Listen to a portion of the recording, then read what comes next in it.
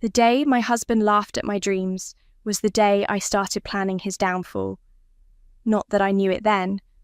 I was too busy fighting back tears as he wiped coffee from his chin, still chuckling at what I'd just told him.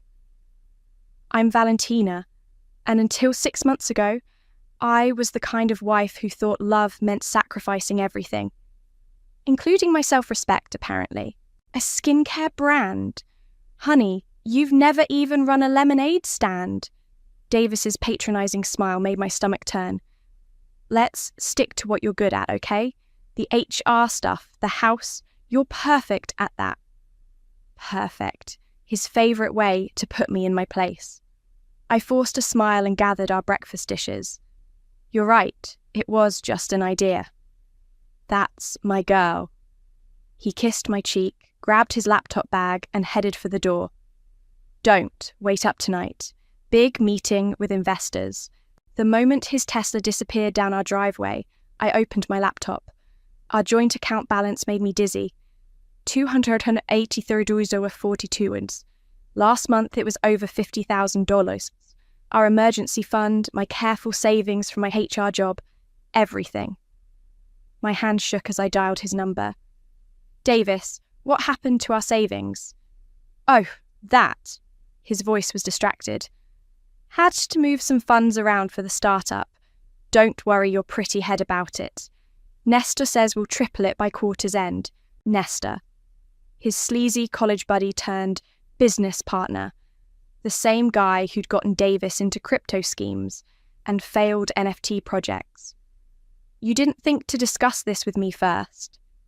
Discussion? He laughed again, that same dismissive chuckle. Val, baby, you wouldn't understand the technical aspects. Trust me, I've got this. I hung up and sat there, staring at our wedding photo. The smiling woman in white looked like a stranger now. My phone buzzed. A text from my old friend Gianna. Still up for coffee tomorrow? I typed back, definitely. Need your financial advice, expertise. That night, I waited until Davis was snoring to do some digging. It didn't take long to find it. An LLC registration under Nestor's name, with Davis listed as a partner. They'd filed it 3 months ago. My hands moved on autopilot, taking screenshots, downloading documents. I found my old freelance account information and checked the balance. $2,300. Not much, but it was mine. Davis didn't even know it existed. Val? His voice made me jump. What are you doing up? I switched tabs to Netflix. Couldn't sleep, just watching some shows. He wrapped his arms around me from behind. All charm now. You work too hard, baby. Let me handle the money stuff. That's what husbands are for, right? I leaned back against him, playing my part. Right. Mum always says women get too stressed about finances anyway. He yawned. Coming to bed? In a minute. After he left, I opened my phone's contacts and scrolled to a number I hadn't called in years. My sister Eliza, the black sheep, the one who'd done time for financial fraud, but knew more about business than anyone I knew. My finger hovered over her name. Davis's laughter echoed in my head. Perfect little Val. Stick to what you're good at. I pressed call. Eliza, it's me. I need your help. Valentina? She sounded wary. It's been 3 years. I know, and I'm sorry. But right now, I need someone who understands revenge and knows how to keep books that don't exist. Silence. Then, tell me everything. I glanced at her bedroom door, lowered my voice. Remember that skincare formula Grandma left us? The one Mum said was worthless? The rose and honey thing? Yeah. I've been perfecting it, testing it, and I've got orders waiting. Small ones, but real. I just need a silent partner. I could hear her smile. Someone who knows how to build something from nothing without leaving fingerprints. Exactly. Meet me tomorrow, that cafe near your old office. Bring the formula and any documentation you have of Davis's activities. I ended the call and closed my laptop. In our bedroom, Davis was sprawled across our king-sized bed, mouth open, completely oblivious. Poor Davis. He thought he'd married a perfect little housewife. He was about to learn that perfect women make the most dangerous enemies. I slipped under the covers, already calculating startup costs in my head. One thought kept me warm. Someday, soon, I'd be the one laughing. Eliza looked exactly like I remembered. Sharp eyes, sharper tongue, and an energy that made other cafe patrons instinctively lean away from our table. "You've got that desperate housewife look," she said, stirring her black coffee. "The one right before someone either has a breakdown or commits murder." "Neither." I slid a USB drive across the table. "I'm starting a business." She pocketed it without looking. "And lover boy doesn't know. Davis thinks I'm taking pottery classes 3 nights a week." "Pottery?" she snorted. "Men really do believe what they want to believe." I opened my laptop and showed her the spreadsheets. "I've got 50 pre-orders from my test group. The formula works. People want more. I just need to hide the money." Eliza leaned forward. "You know what I did time for, right? What makes you trust me?" "Because you're the only person I know who hates entitled men more than I do right now." That made her smile. Really smile. "Fair enough. Show me the numbers." For 2 hours, we planned. Eliza knew every legal loophole, every way to build a business that couldn't be traced back to me. By the time we finished, I had 3 new bank accounts and a business plan that made my hands shake with excitement. "One condition," Eliza said as we stood to leave. "When this blows up, and it will, I want to be there to see his face." Deal. That night, Davis came home late, reeking of expensive whiskey. "Baby, you'll never believe it." He practically bounced into the kitchen. "Nesta found another investor. We're talking serious money." "That's wonderful." I handed him a plate of dinner. "How much?" "Oh, you know." He waved vaguely. "Business stuff, complex numbers." Translation, he had no idea. "By the way," he added through a mouthful of food, "we might need to refinance the house." My fork clattered against the plate. "What?" "Just temporary. The app launch needs some extra capital. But once it hits," he made an explosion sound, "we'll be set for life." I thought about the documents I'd found earlier that day, a loan application with my forged signature as guarantor. My hand clenched under the table. "Whatever you think is best, honey." Later that week, I met Gianna at her office. She took one look at my business plan and pulled out her checkbook. 10,000, she said, writing, "as a silent investor, and I want in on the ground floor." "Why?" "Because I was there when Ben fired you for lacking focus. Because I've seen your prototype work miracles on my acne scars. And because," she smiled, "watching you destroy the boys' club will be better than therapy." That night, I worked in the garage, filling orders while Davis played video games upstairs. Each package I sealed felt like a tiny victory. My phone buzzed. Eliza had found someone named Aaliyah, a social media strategist looking to break away from her corporate job. "Meet me at the warehouse tomorrow," I texted back. "Warehouse," came the reply. "Fancy." It wasn't fancy, just a small storage unit I'd rented under my maiden name. But it was mine. The next morning, Davis kissed me goodbye. "Have fun at pottery, babe. Make me something pretty." I waited until his car was gone before changing into business clothes and heading to meet Aaliyah. She was younger than I expected, with bright eyes and a laptop covered in stickers. "So," she said after signing the NDA, "you want to go viral without your husband knowing?" "Exactly. Girl," she grinned, "this is going to be fun." We worked until sunset, planning campaigns, shooting product photos, building the kind of brand that would make Davis's tech bros drool. When I got home, He was already asleep. I checked our bank account one last time. Another 5,000 gone. But this time, I felt only calm. My phone lit up with a message from Eliza. Found something interesting about Nesta's LLC. Call me. I stepped onto the balcony and dialed. They're using investor money for personal expenses, she said without preamble. Classic Ponzi setup. Davis just signed off on a $100,000 loan with your name on it. The night air felt suddenly thick. Can you prove it? Better. I can track it. Every penny, every lie. Question is, what do you want to do about it? I watched Davis through the window, sleeping peacefully, probably dreaming of his imaginary millions. Document everything, I said. We're not just going to expose them. We're going to make them wish they'd never underestimated a housewife with time on her hands. Eliza laughed, a sound like breaking glass. Now, that's the sister I remember? I ended the call and went inside, already planning tomorrow's pottery class. Don't get mad. Get prepared. I whispered my new mantra while watching Aaliyah work her magic on our social media strategy. These engagement numbers are insane, she said, scrolling through analytics. Your before and after photos are going viral on TikTok. We were in my storage unit turned office, surrounded by shipping boxes and the sweet scent of rose extract. 3 months of pottery classes had transformed this space into a real business operation. How many orders today? I asked. 212.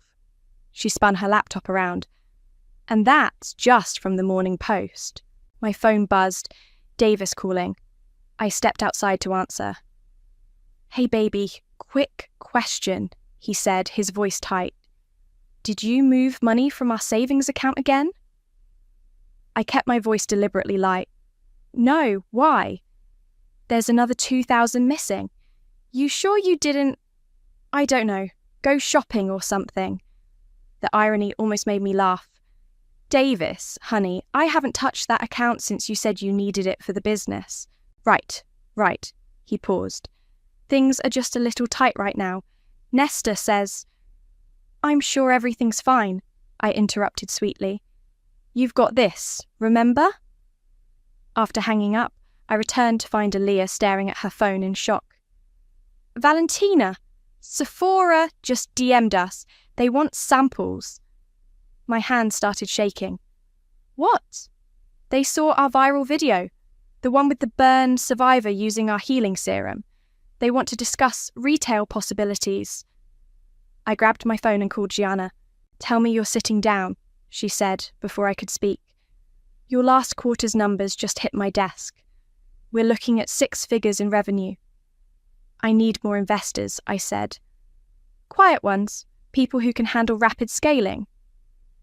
Already on it. But Val, you know this can't stay secret much longer, right? I watched another delivery truck pull up outside. Just a little longer, until everything's in place. That evening, I arrived home to find Davis pacing the living room. Where have you been? He demanded. I tried calling. Pottery class. You know that. For 5 hours? His eyes narrowed. Let me see what you made. My heart stopped. Then I reached into my bag and pulled out a small, lumpy bowl I'd bought from a thrift store that morning, just in case. It's supposed to be a vase, I said, letting embarrassment colour my voice. He laughed, that same old condescending chuckle. Oh, honey, maybe stick to your day job. I don't have a day job anymore, I reminded him. You said I should focus on supporting your dreams, remember? His face softened. And you've been amazing, baby. Things are just complicated right now. But once the app launches... When is the launch? I asked innocently. Soon. Very soon. Nesta's handling the technical side. He loosened his tie. Speaking of which, we're having a little cash flow issue. I might need to borrow against your retirement account. I forced my face to stay neutral. My retirement account? Just temporarily. The returns will be insane, I promise. Of course, I said. Whatever you need. The moment he went upstairs, I texted Eliza. He's after my retirement fund. Time to move to phase 2. Her response came instantly. Already on it. Check your email in an hour. I made dinner, playing the perfect housewife while Davis talked about his app. Something about cryptocurrency and social media that made less sense every time he explained it. My phone kept buzzing with Shopify notifications, but I'd silenced the alerts. You seem different lately, Davis said suddenly. Less stressed about money. I looked up from my plate. Do I? Yeah, like you're hiding something. His eyes narrowed. You're not seeing someone, are you? The accusation was so absurd I almost laughed. No, Davis, I'm not having an affair. Then where's your worry? We're practically broke, but you're walking around like everything's fine. I reached across the table and took his hand. I trust you, honey. Isn't that what you wanted? Later that night, I checked my email. Eliza had sent proof of everything.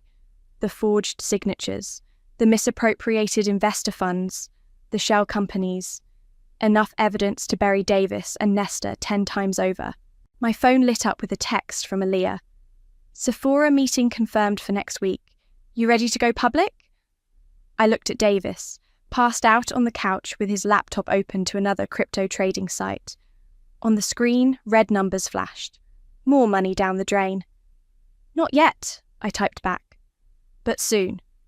Very soon. I closed his laptop and draped a blanket over him, playing the dutiful wife one last time. In less than a month, his whole world would crash down. But tonight, let him sleep peacefully, dreaming of millions while I built my empire in the shadows. The hotel ballroom buzzed with anticipation. Davis had spent a fortune we didn't have on this launch event, complete with open bar and LED displays flashing his company logo everywhere. You look beautiful, he said, straightening his tie. The perfect CEO's wife. I smoothed my designer dress, paid for with my own money, not that he knew. Nervous? Please, he scoffed. This app is going to change everything. Just watch. I was watching all right, watching Nesta sweat through his expensive suit as he tried to calm angry investors in the corner, watching Aaliyah posing as a tech reporter, recording everything on her phone, watching it all come apart. Ladies and gentlemen, Davis took the stage, champagne in hand. Tonight, we revolutionize social media forever. The app demonstration started smoothly enough. Then came the error messages, the frozen screens, the awkward silence as Davis repeatedly tried to refresh the page. Minor technical difficulty, he laughed nervously. Nestor? But Nesta was already heading for the exit, phone pressed to his ear. That's when the tweets started appearing on the giant display screen behind Davis. Screenshots of bank statements, email threads exposing the fraud, Davis's forged documents, all time-stamped and verified. What the hell? Davis stumbled back from the podium. Someone shut it down. But it was too late. Investors were already pulling up the viral exposé on their phones, watching as years of financial manipulation unfolded in real time. This is sabotage, Davis shouted, but his voice cracked. These are lies! Are they? A familiar voice cut through the chaos. My sister Eliza stood up, tablet in hand. Because I have the original documents right here. Would you like to explain why you forged your wife's signature on $100,000 loans? The room erupted. Investors stormed out, phones already dialing lawyers. Davis's mother Monica grabbed my arm. What did you do? She hissed. I smiled, removing her hand. Me? I'm just the perfect little wife, remember? The one you said should stay in her lane. You ungrateful... No, Monica, I cut her off. You raised a gambler and a liar. You're just angry I beat him at his own game. She recoiled like I'd slapped her. Behind us, Davis was having a meltdown on stage. screaming about hackers and conspiracy theories while security tried to escort him off. My phone buzzed. A text from Gianna. Sephora deal is signed. You're about to be in every major retailer in the country. I looked up to see Davis stumbling toward me, face red with rage and humiliation. You, he pointed a shaking finger. You did this somehow. Did what, honey? I kept my voice sweet. I'm just here supporting my husband's dreams. Isn't that what you wanted? Stop it! He grabbed my shoulders. What did you do with the money? Where is it? Security pulled him back before he could shake me. As they dragged him away, I saw Aaliyah's phone still recording. Perfect. Your wife didn't do anything. Eliza stepped between us. But your partner, Nestor, he just boarded a flight to Mexico with what's left of your investor funds. Davis collapsed into a chair, head in his hands. Around us, the hotel staff began clearing away the evidence of his failed triumph. I don't understand, he mumbled. Everything was perfect. No, Davis. I knelt beside him, voice low enough that only he could hear. You just thought you were perfect. That's the difference between us. His mother appeared again, this time with tears in her eyes. Davis, darling, what about my retirement fund? Gone, I told her, along with everything else he touched. But where will he stay? What will he do? I stood up, smoothing my dress again. That sounds like a mother's problem. I have a business to run. Business? Davis looked up. What business? Oh, honey, I patted his cheek. You really should have paid more attention to my pottery classes. I walked out of the ballroom, head high, leaving Davis to face the consequences of his arrogance. Outside, Eliza was waiting by my car. That was better than Netflix, she grinned. It's not over, I said, checking my phone. The expose had already gone viral. He'll be home soon, looking for answers. Want me to come with? I shook my head. No, I need to do this part alone. Your choice? She hugged me. But I've got the security cameras ready to record whatever happens next. I drove home and started packing Davis's things into suitcases. Each item felt lighter than the last. By the time his Uber pulled up to our house, I was sitting calmly in the living room, his bags by the door. The key turned in the lock and I took a deep breath. Time for the final act. Davis stumbled through the door, his perfect suit now wrinkled, his hair a mess from running his hands through it repeatedly. What are these? He kicked one of the suitcases. Your things. I didn't look up from my laptop where I was reviewing the separation papers my lawyer had sent over. I think it's time we had an honest conversation about finances. He laughed, a broken, desperate sound. You want to talk finances now? After you destroyed everything I built? You destroyed it yourself, Davis. I just exposed the truth. I turned my laptop around. Like these credit card statements, or this second apartment you've been paying for, the one where Nestor's been living while spending investor money. You don't understand. Or maybe we should discuss this. I held up the loan documents with my forged signature. That's fraud, by the way. Federal offence. He collapsed onto the couch, his facade finally cracking. Val, baby, please. I can explain everything. I'm sure you can. You're very good at explanations. I closed my laptop. But I've filed for separation citing financial abuse. My lawyer expects the divorce papers will follow shortly. Divorce? He shot up. You can't divorce me. What about everything I've given you? Given me? Now I laughed. You mean the empty bank accounts? The mortgaged house? The forged loans? I did it all for us. No. I stood up, finally letting my anger show. You did it for yourself, because you thought you were smarter than everyone else, because you thought I was too stupid to notice.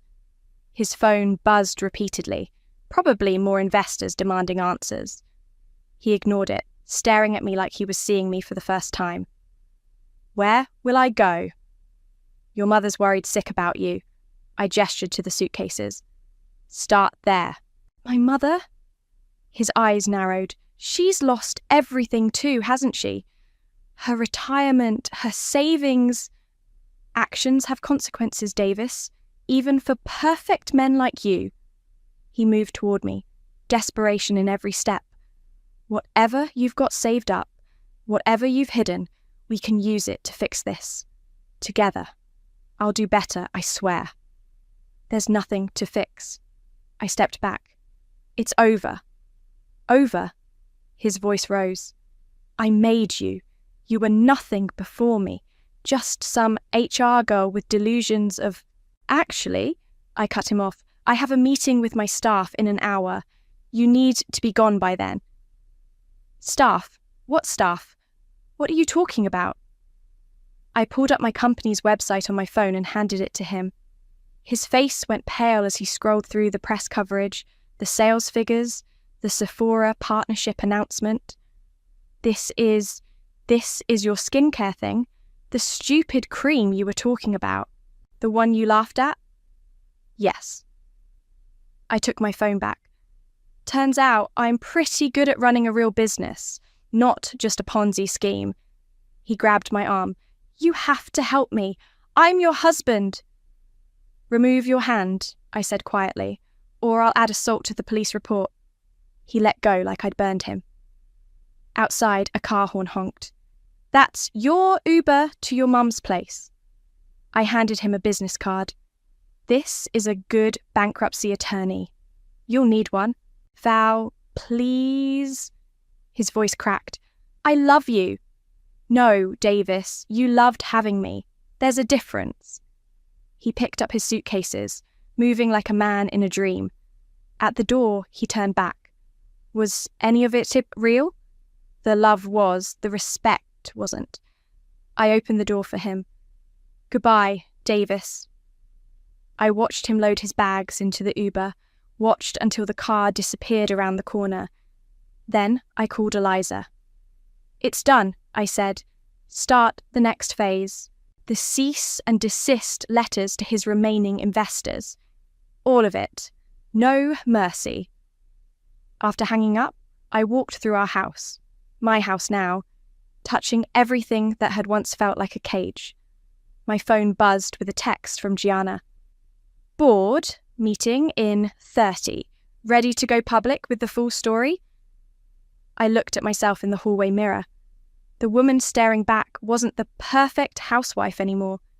She was something better, something real. Ready, I texted back. Another message popped up. This one from Monica. You've ruined my son's life. I hope you're happy. I typed back. I didn't ruin anything. I just stopped pretending the emperor had clothes. Then I blocked her number, grabbed my keys, and headed to my office. My real office, where 30 employees were waiting for their CEO to start the morning meeting. Davis had taught me one valuable lesson. Sometimes the best revenge isn't destroying someone. It's outgrowing them so completely they become irrelevant. 3 weeks after I kicked Davis out, he showed up at my office unannounced. Gone was the designer suit and cocky smile. He looked like a deflated version of himself in jeans and an old t-shirt. Mum, should I call security? My receptionist reached for the phone. It's okay, Sarah. I waved her down. Let him in. Davis shuffled into my office, eyes widening at the floor-to-ceiling windows and modern decor. The wall behind my desk displayed our products, gleaming under perfect lighting. Nice place, he mumbled. Better than my old office. What do you want, Davis? He sank into a chair, running his hands through unwashed hair. I need help. The investors are suing. Nesta's gone completely dark. Mum won't even take my calls anymore. And? He leaned forward. I know you must have savings. Whatever you've built here, we could use it to fix everything. Together, like before. I pressed the intercom. Sarah, could you bring in the Q3 reports? Right away, Ms. Valentina. Davis frowned. What are you doing? Showing you exactly what I've built. I accepted the folder from Sarah and spread the documents across my desk. These are my company's quarterly earnings. This is our growth projection. Here's our current market valuation. His face went from confused to shocked as he processed the numbers.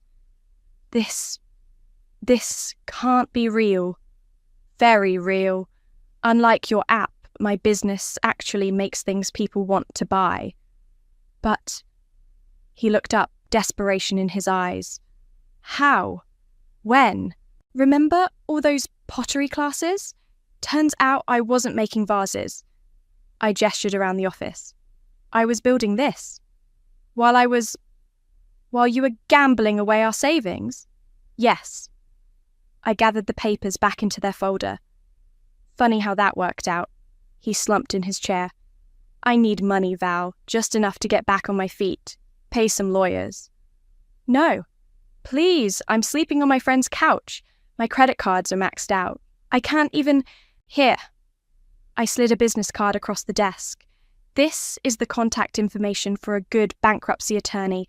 That's all I'm giving you. A bankruptcy attorney? His voice cracked. And that's your help? It's more than you deserve. He stood up suddenly, anger replacing desperation. I made you who you are. Without me... Without you, I cut him off. Without you, I might have started this company years ago. Without you, I wouldn't have hidden my success like it was something shameful. Without you, Davis, I would have been free. You're just like Nestor, he spat. A traitor. No. I pressed the intercom again.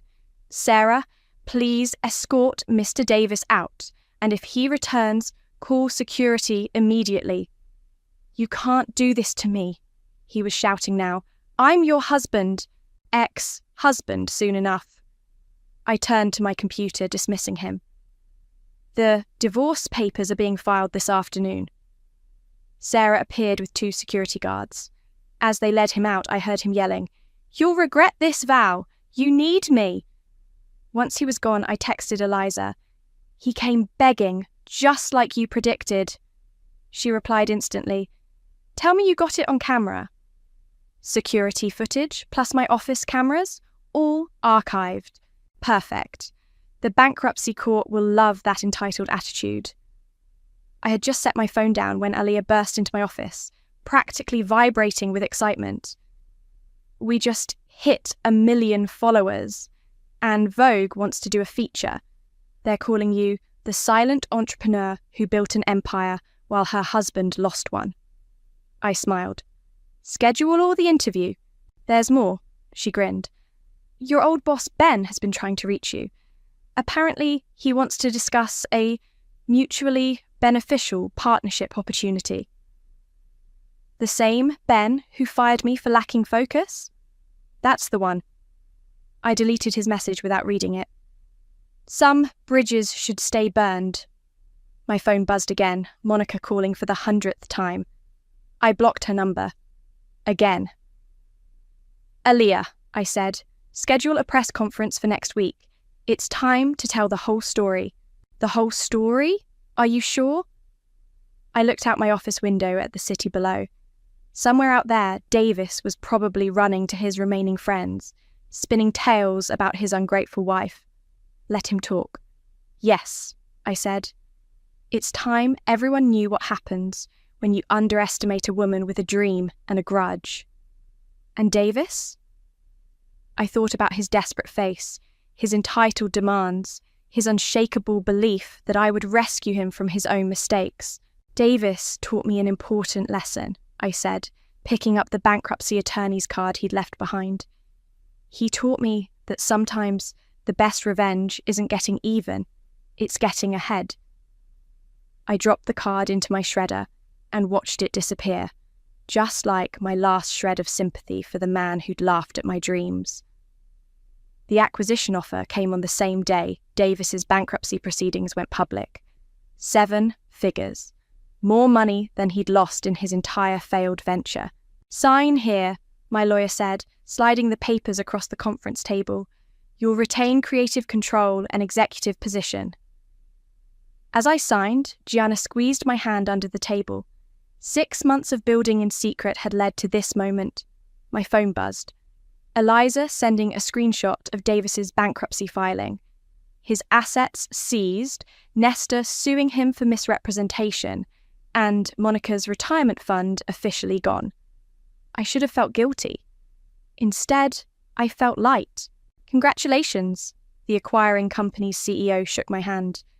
Your story's inspiring, from housewife to beauty mogul in under a year. Sometimes the best motivation is someone telling you can't do something, I replied, thinking of Davis's laugh. After the meeting, I drove to my parents' house for Sunday dinner. The first family gathering since everything exploded. Monica would be there. She'd been calling my mother daily, trying to fix things. I walked in to find the family gathered around the TV, watching my Vogue interview. There's my successful girl, Dad pulled me into a hug. The talk of the town. Monica sat in the corner, face pinched. Some of us don't consider destroying families a success. Funny, I said, taking a seat. I don't remember you being concerned about family when Davis was stealing my savings. He was investing. He was gambling, my mother cut in, and you encouraged him. I just wanted... What you wanted, I interrupted, was a son who proved men are better at business than women. How's that working out? The room went silent. Even Monica looked shocked at my directness. Valentina, she tried again, softer now. He's living in a studio apartment, working as a delivery driver. Please, if you could just what? Save him again? Enable him again? I stood up. Your son needs to learn. Actions have consequences. He wants to apologize, she blurted out. He's been trying to reach you. I know. He left 17 voicemails yesterday. I pulled out my phone and played the latest one on speaker. Davis's drunk voice filled the room. Val, baby, I get it now. I was wrong. So wrong. We can fix this. I've changed.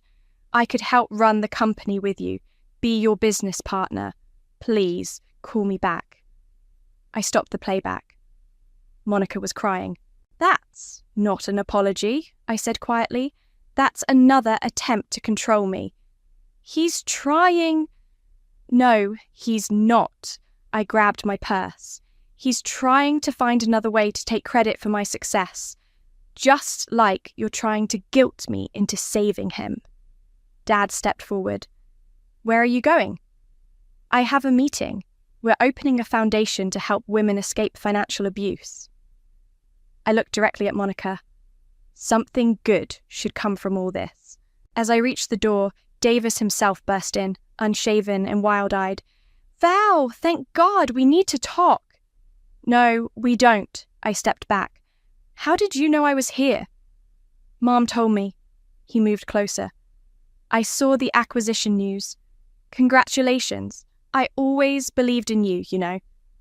Really? I pulled out my phone. Should I play the recording of you laughing at my business plan again?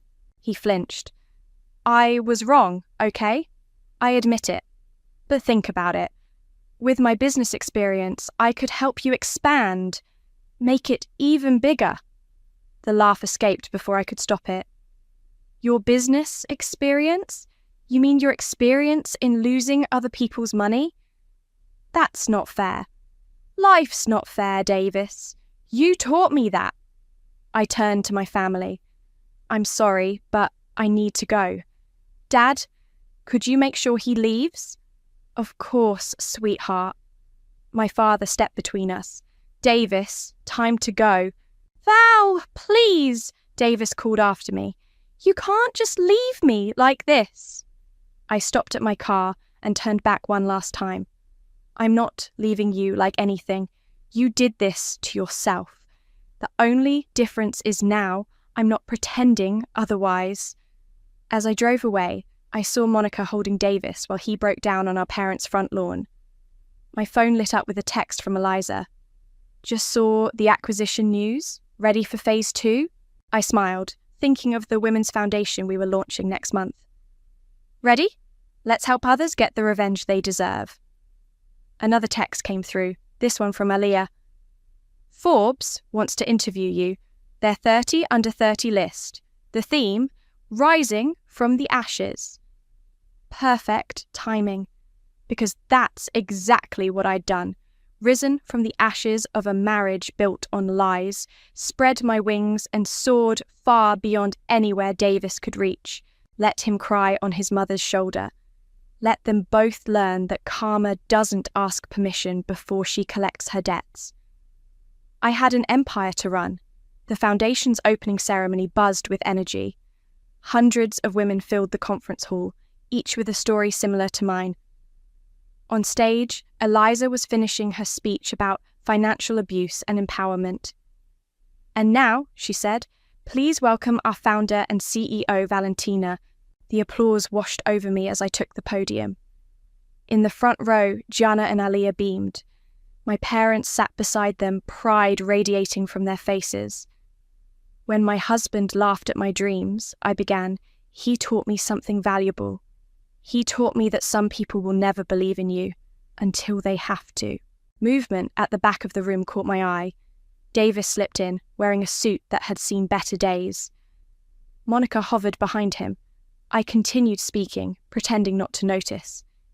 This foundation isn't about revenge. It's about reclamation, taking back what was always ours, our confidence, our independence, our right to succeed. I saw Davis lean against the wall, listening. Good. Let him hear every word. We're launching with $1 million grant program, I announced, for women starting over, women whose partners told them they couldn't, women who refused to stay in their lane. The room erupted in applause. As I stepped down, Davis pushed through the crowd toward me. Security moved to intercept him, but I held up my hand. Let him through. He stopped a few feet away, looking lost in his oversized suit. Impressive speech. Thank you. Why are you here? He swallowed hard. I wanted to see it for myself. What you built. And I'm sorry. His voice cracked. Really sorry. Not because I lost everything, but because I never saw you, the real you. I studied his face, searching for the manipulation I'd grown so used to. Instead, I found something new. Genuine regret. You know what the worst part was? I asked. Not the money you stole, not even the lies. It was the laughter, the way you found my dreams funny. He flinched. I know. No, you don't, but you will. I gestured around the room. Every woman here has a Davis in her past, and every one of them is going to succeed, despite him. Monica appeared beside him. Valentina, please. He's suffered enough. Has he? I turned to her. Has he learned that women aren't supporting characters in his story? That we have our own dreams, our own power? I have, Davis whispered. Go. Yeah, I have. Then prove it. Not to me. I'm done being your audience. Prove it by becoming someone who builds things instead of breaking them. Security stepped forward again, and this time I let them escort Davis and Monica out. Eliza joined me, watching them leave. You okay? Better than okay, I smiled. I'm free. Speaking of freedom, she pulled out her tablet. Guess who just called? Ben. Your old boss? His company's tanking and he's begging for a merger. I laughed. Not Davis's mocking chuckle, but something fuller, richer. Tell him I'm busy empowering his female employees to start their own companies. The rest of the ceremony passed in a blur of speeches, applause, and tears. Happy ones, from women who finally saw a path forward. At the end, Aliyah handed me a stack of applications for our first round of grants. Over 1,000 submissions already, she said. Turns out you're not the only wife who got laughed at. Good. I took the papers. Let's help them all have the last laugh. That night, I sat in my office reviewing applications. Each story felt familiar. The dismissal, the financial abuse, the dreams deferred, but not defeated. My phone buzzed with a text from Davis. "Congratulations on the foundation. You were right about everything. I won't contact you again." I didn't reply. Some chapters need to stay closed. Instead, I called Eliza. "Remember when you said revenge wouldn't make me feel better?" "Yeah? You were wrong, but not because of what it did to Davis, because of what it showed me about myself." "And what's that?" I looked at the wall of press clippings, at the photos of women we'd already helped. That sometimes the best revenge isn't destroying someone who hurt you. It's building something so beautiful from the wreckage that they have to live with, knowing they could have been part of it. "Deep," she laughed. "Put that in your next speech." I hung up and walked to my window, watching the city lights twinkle. Somewhere out there, Davis was probably staring at the same lights, wondering how he'd lost everything. But I wasn't wondering anything anymore. He'd called my dreams cute. Now they were the reason I slept in silk sheets while he crashed on friends' couches. And honestly, that felt better than any revenge I could have planned.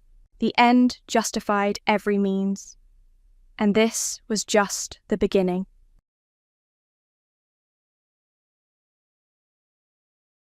The Wilson family's annual reunion was exactly as suffocating as I remembered. Crystal chandeliers sparkled overhead in my aunt's oversized mansion, reflecting off designer dresses and expensive watches. The air was thick with the peculiar mix of expensive perfume and superiority that seemed to follow my relatives everywhere they went.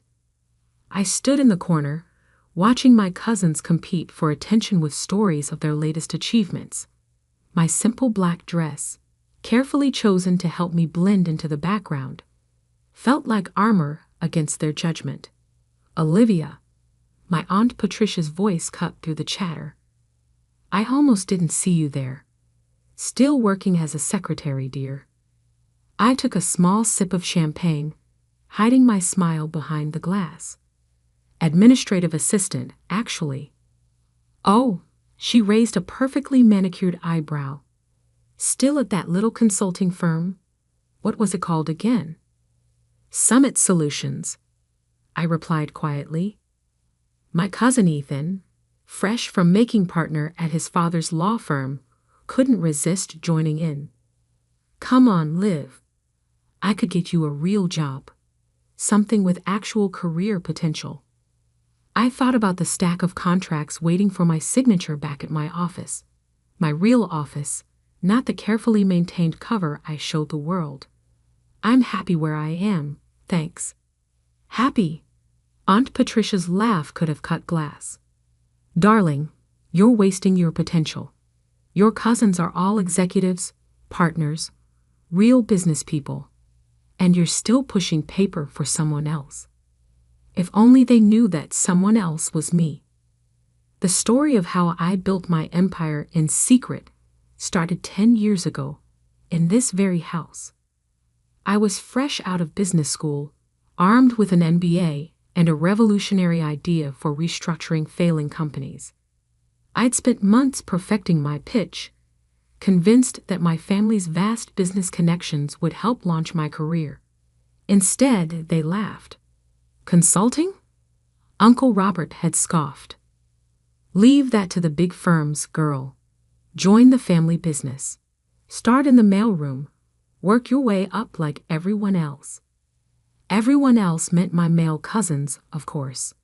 The Wilson family's idea of success was strictly defined and strictly controlled.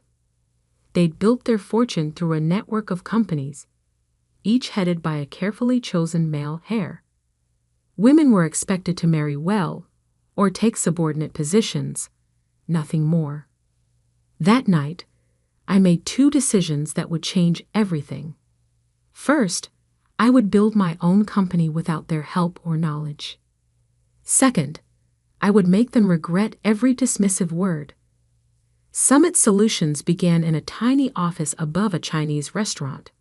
My savings covered the rent, barely. But I had something more valuable than money.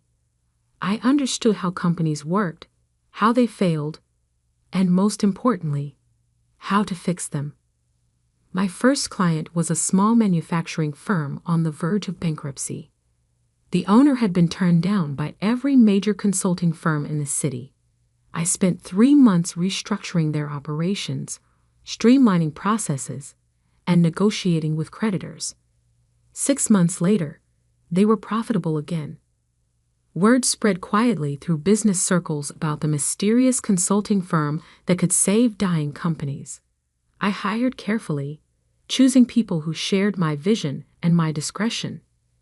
Every employee signed ironclad NDAs. My name never appeared on any public documents. I was simply the CEO. As Summit Solutions grew, I maintained my cover as a low-level employee. I kept the tiny office above the restaurant, even as we expanded into a sleek downtown headquarters. When family members asked about my job, I described mundane administrative tasks, watching their eyes glaze over with disinterest. The deception wasn't just about pride, it was strategy. The Wilson family's business empire was built on acquiring struggling companies at rock-bottom prices. My firm's specialty was saving those same companies before they became vulnerable to hostile takeovers.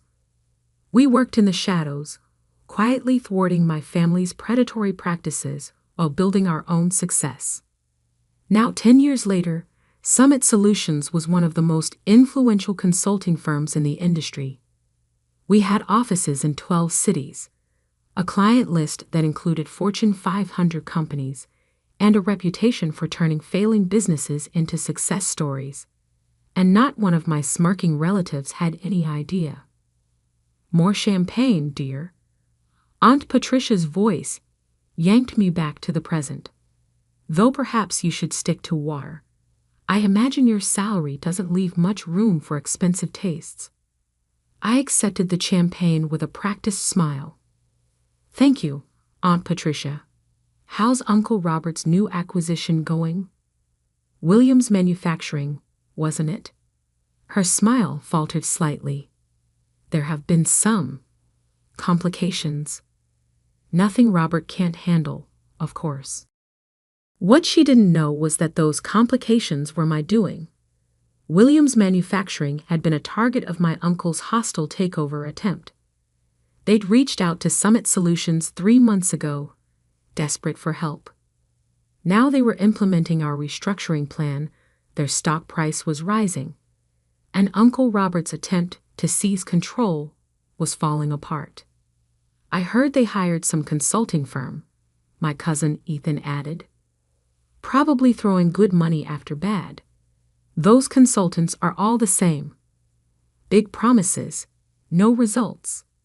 I hid another smile.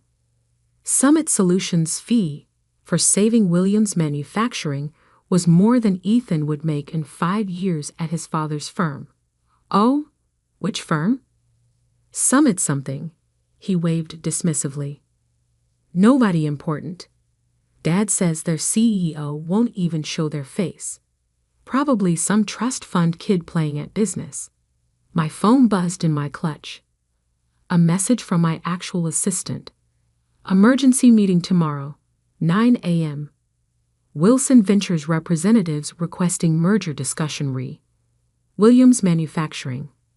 Urgent response needed." I scanned the message twice, realization dawning. They were finally admitting defeat with Williams Manufacturing. After failing to acquire the company, they were now seeking a merger, which would require approval from Williams' consulting firm. My firm. Tomorrow morning, my family would walk into a meeting expecting to strong-arm their way into a merger. Instead, they would find themselves facing the secretary they dismissed for the past decade, except I wouldn't be bringing coffee. I would be sitting at the head of the table. "Everything all right, dear?" Aunt Patricia asked, noticing my expression. I finished my champagne and gave her my brightest smile. "Perfect, actually. I should head home. Early meeting tomorrow. Oh? Taking notes for someone important? Something like that, I replied, already planning what I would wear. Something exactly like that. The next morning, I stood in my private elevator, ascending to Summit Solutions' executive floor. Gone was the simple black dress from last night's reunion. Today, I wore a tailored channel suit in deep navy, a power color for a power move. My assistant, Maya, waited at the elevator doors with a tablet and knowing smile. The Wilson Ventures team arrived early, she reported as we walked. Your uncle seems particularly anxious to meet Summit's CEO. I'm sure he is. I checked my reflection in a glass wall. Perfect. Are they in the main conference room? Yes, along with Mr. Harrison from Williams Manufacturing. Maya's eyes sparkled with anticipation. Your cousin Ethan is there too. Apparently, he insisted on handling the legal aspects personally. I smiled, remembering Ethan's condescending offer of a real job just yesterday. Who else from the family? Your Aunt Patricia came as moral support, though she's not officially part of the meeting. And your cousin James, he's representing Wilson Ventures' finance department. A perfect audience. I checked my watch. 8:57 a.m. Had they been served coffee? Your aunt complained that there was no one to serve it. Maya's grin widened. I told them the administrative assistant would be in shortly. I almost laughed.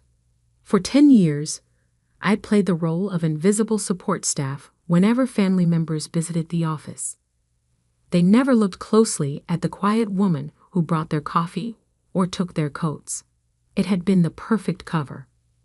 Give me 2 minutes, I said, then bring in the contracts. I could hear voices through the conference room's heavy doors. My uncle's authoritative tone, Aunt Patricia's sharp laugh, Ethan's smug commentary. Taking a deep breath, I pushed the doors open. The conversation stopped abruptly. My uncle sat at one end of the long table, apparently having assumed the power position. Ethan and James flanked him, both in expensive suits that screamed family money. Aunt Patricia perched nearby, examining her manicure with practiced disinterest. Mr. Harrison from Williams Manufacturing sat alone on the other side, looking uncomfortable. Finally, Aunt Patricia sighed. We've been waiting for coffee for. She stopped, really looking at me for the first time. Olivia? What are you wearing? And why aren't you carrying coffee? I walked calmly to the head of the table, the seat directly opposite Uncle Robert. I don't serve coffee anymore, Aunt Patricia. In fact, I never really did. What is this? Uncle Robert demanded. Where is Summit's CEO? We were promised a meeting with the actual decision-maker. You have been. I sat down, enjoying the confusion on their faces. I am the CEO of Summit Solutions. I have been since I founded the company 10 years ago. The silence that followed was deafening. Ethan's mouth opened and closed like a fish out of water. James dropped his pen. Aunt Patricia's perfectly maintained composure cracked. Uncle Robert recovered first, his face reddening. This is absurd. You're a secretary. No, I said calmly. That was a cover. A very effective one, apparently, since none of you ever looked past it. You were so convinced I couldn't be successful that you never noticed I already was. Maya chose that moment to enter with a stack of contracts. She distributed them efficiently, then took her place standing behind my chair. These documents, I continued, outline the terms under which Summit Solutions will consider approving the merger between Wilson Ventures and Williams Manufacturing. Consider approving? Ethan sputtered. You can't be serious. This is a joke, right? Some kind of elaborate prank? I pulled out my phone and projected Summit's latest financial statements onto the wall screen. Summit Solutions currently manages over $12 billion in client assets. We have a 94% success rate in corporate restructuring, and our approval is required for any major changes to Williams Manufacturing's business structure. I smiled at my stunned relatives. Does that look like a joke to you? This is impossible, Aunt Patricia whispered. You're nothing. You've always been nothing. That's exactly what you were meant to think. I turned to Mr. Harrison. Would you like to explain to my family why you chose Summit Solutions over Wilson Ventures' original offer?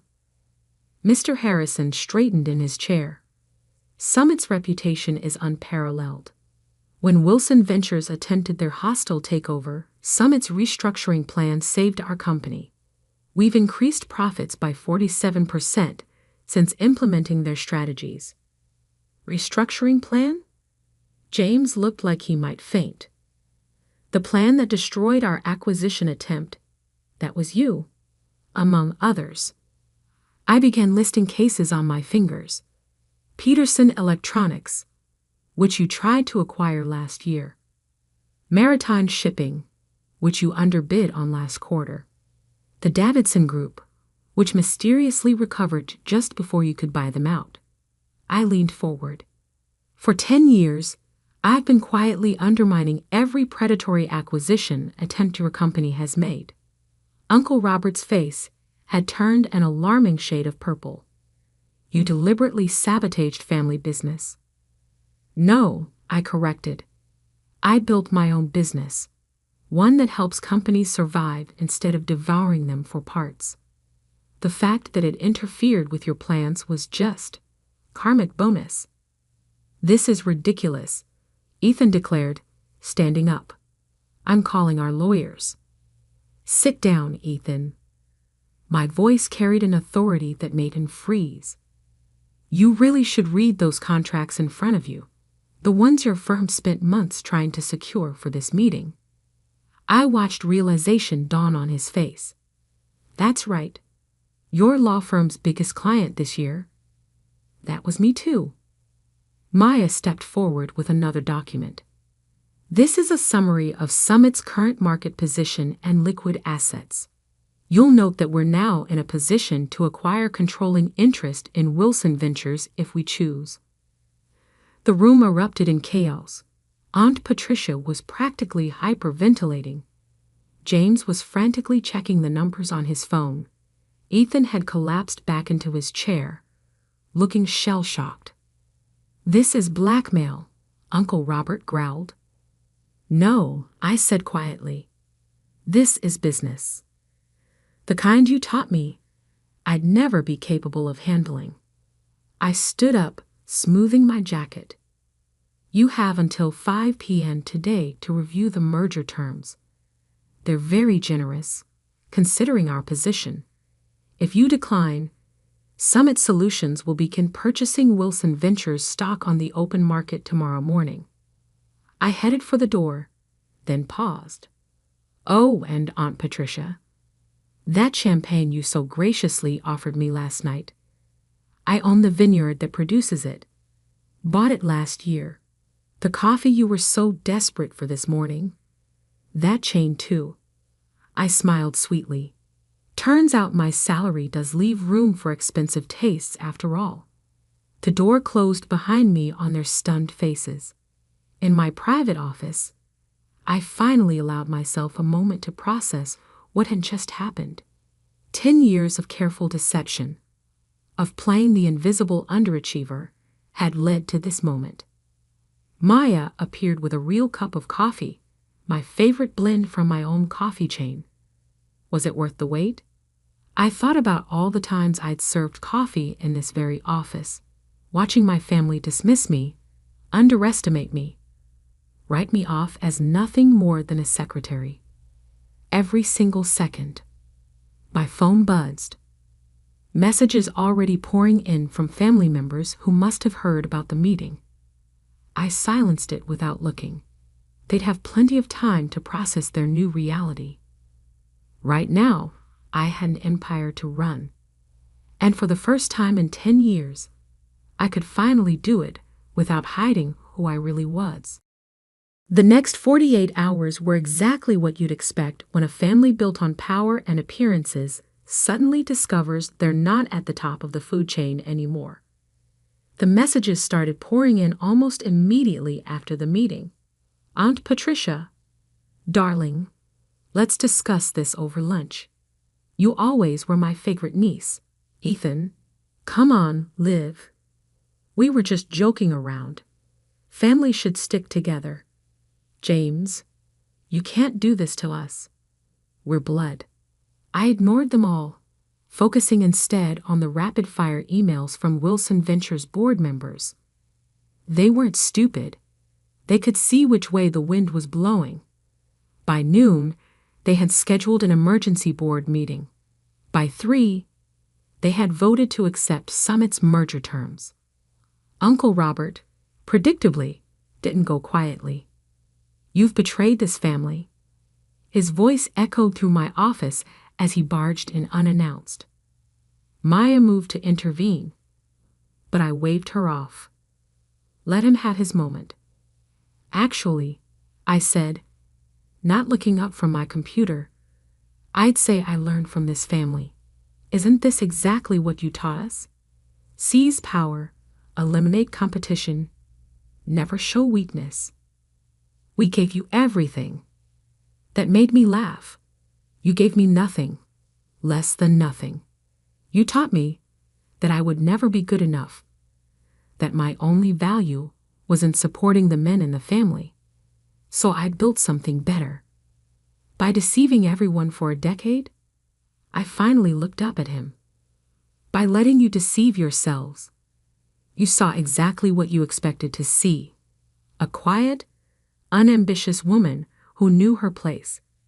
That was your mistake, not mine. The fight seemed to drain out of him suddenly. He sank into one of my visitor chairs, looking older than I'd ever seen him. Why reveal yourself now? You could have continued operating in secret. Because it was time. I closed my laptop. Williams Manufacturing isn't the only company you're trying to acquire.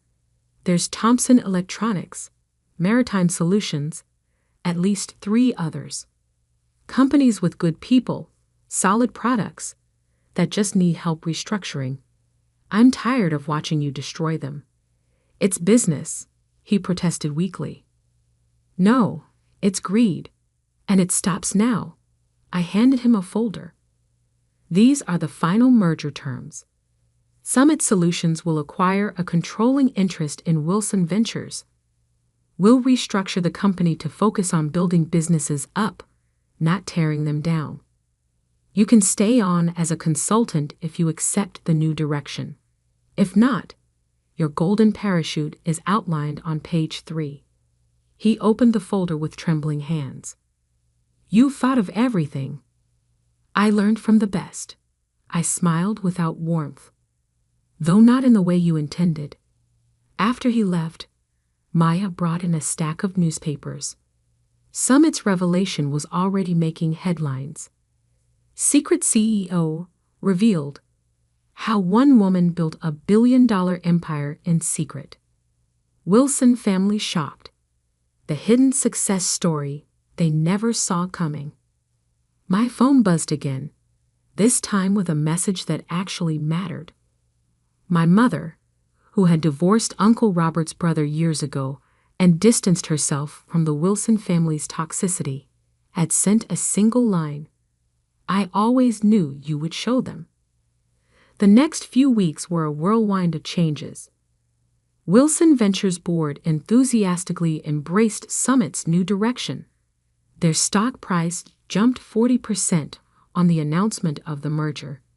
Companies that had feared the Wilson name now sought partnerships. The press couldn't get enough of the story. Aunt Patricia tried to spin it as a heartwarming family success story. We always knew Olivia had potential, she told one reporter. This just proves that the Wilson spirit of entrepreneurship runs in the blood. I responded by releasing archived video of last year's family reunion, where she had spent 20 minutes explaining to everyone why I would never amount to anything. The footage went viral. She stopped giving interviews after that. Ethan attempted damage control in his own way, claiming he had been in on it all along. Unfortunately for him, too many people had witnessed his shocked face in that conference room. His law firm's other clients began questioning his judgment. Within a month, he was quietly asked to take a leave of absence. James adapted the fastest, approaching me with a business proposal just 2 weeks after the revelation. We could dominate the market together, he suggested over an awkward lunch. The Wilson Summit Alliance would be unstoppable. That's not what Summit Solutions is about, I told him. We don't dominate, we elevate. The real changes came in the quieter moments. The young intern who tearfully thanked me for showing her that success didn't require compromising her principles. The female executives who started reaching out, sharing their own stories of being underestimated. The business schools that invited me to speak about building ethical success in a cutthroat world. 3 months after the revelation, I stood on a stage accepting the Business Innovation Award. Looking out at the audience, I saw my mother sitting in the front row, beaming with pride. Behind her sat several of my former administrative assistants, all women who had helped maintain my cover while building their own careers within Summit. Success isn't about who has the most power, I told the crowd. It's about how you use the power you have. For 10 years, I played a role that made powerful people underestimate me. I could have revealed myself sooner, but I chose to wait until Summit Solutions was strong enough to create real change. The applause was thunderous, but the real satisfaction came later that evening. I was working late in my office when Maya brought in an interesting piece of news. Uncle Robert had just announced his retirement. His resignation letter included an unexpected paragraph. My niece taught me that true business success isn't measured in acquisitions or assets, but in the positive impact we create. I regret that it took losing control of my company to learn this lesson. I leaned back in my chair, thinking about the long game I had played. 10 years of careful planning, of swallowing pride and playing small, had led to this moment. Summit Solutions wasn't just successful, it was changing how business was done. The next family reunion would certainly be interesting. I planned to host it myself, in Summit's main conference room. The same room where I had served coffee countless times, watching and waiting for the perfect moment to show them who I really was. Maya knocked on my door. Your 4 p.m. is here, the CEO of Thomson Electronics, the company your uncle was trying to acquire. I smiled. Show them in. And Maya? Bring coffee for everyone. The good stuff from our chain.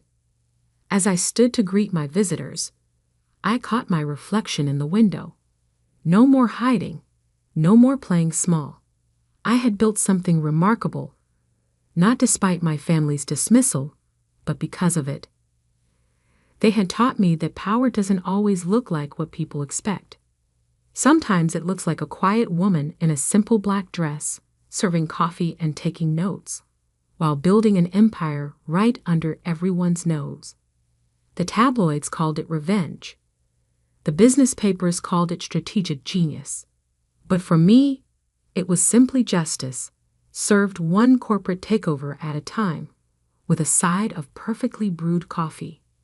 And somewhere, in a small office above a Chinese restaurant, my original desk still sits. I keep it as a reminder that success doesn't always wear designer labels or demand attention. Sometimes it works quietly, patiently, building something extraordinary while the world looks the other way. That's the real secret to success, not the power you show, but the power you build when no one's watching.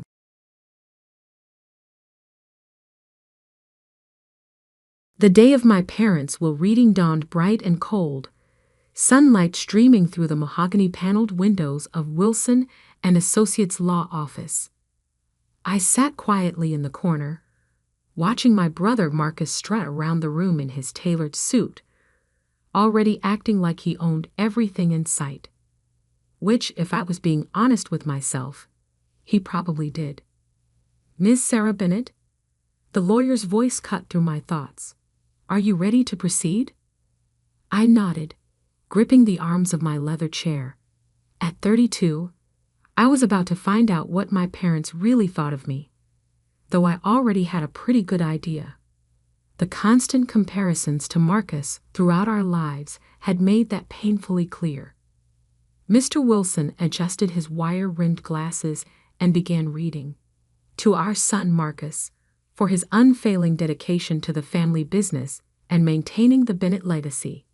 He went on to list assets that made my head spin. The family estate in Vermont, our summer house in the Hamptons, controlling shares in Bennett Industries, and a portfolio worth millions. Marcus's smirk grew with each item. Then came my part. "To our daughter Sarah." Mr. Wilson paused, shuffling his papers. "We leave the painting Autumn Twilight, currently hanging in the study of our main residence."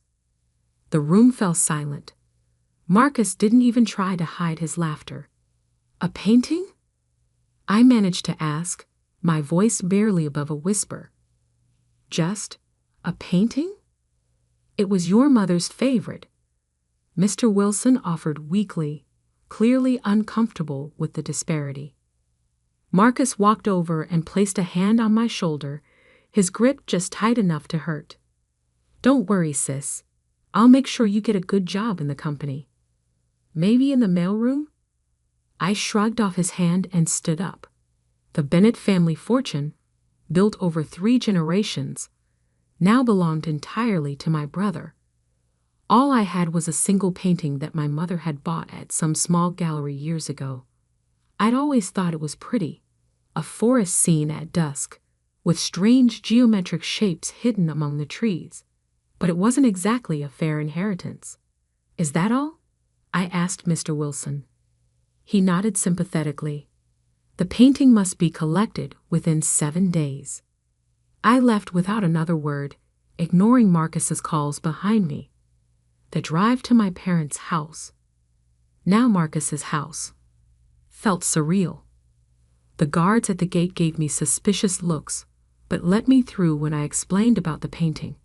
Inside, the housekeeper Margaret met me with tears in her eyes. "Oh, Miss Sarah," she whispered, hugging me tight. "It's not right, what they did to you." I hugged her back, fighting my own tears.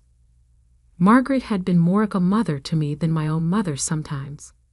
She helped me take down the painting from the study wall, carefully wrapping it in a blanket.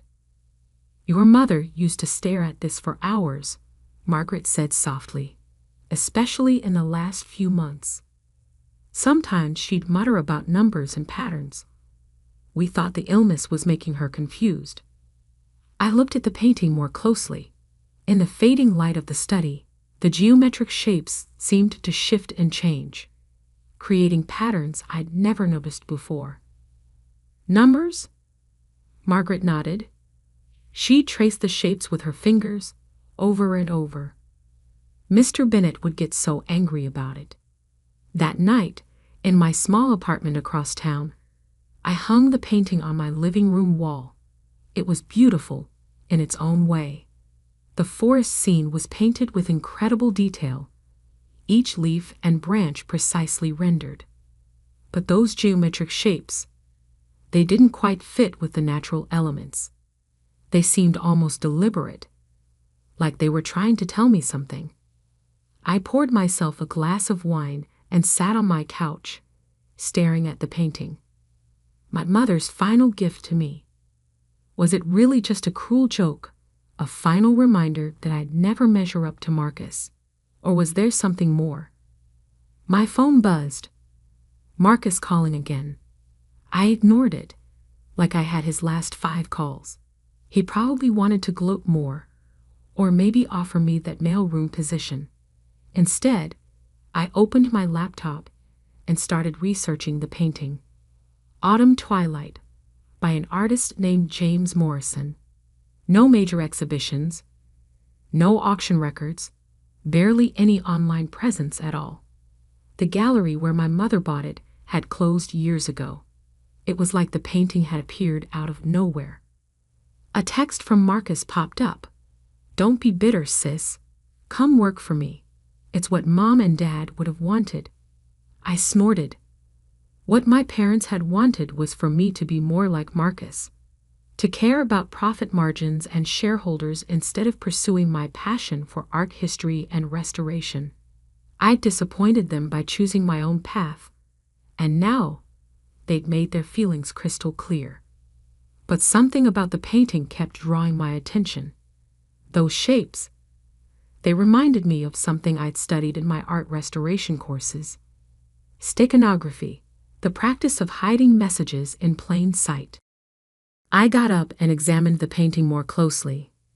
The geometric shapes were subtly different colors than the rest of the scene, barely noticeable unless you were looking for it, and they seemed to form a pattern. A knock at my door made me jump. It was past midnight. Who would be visiting at this hour?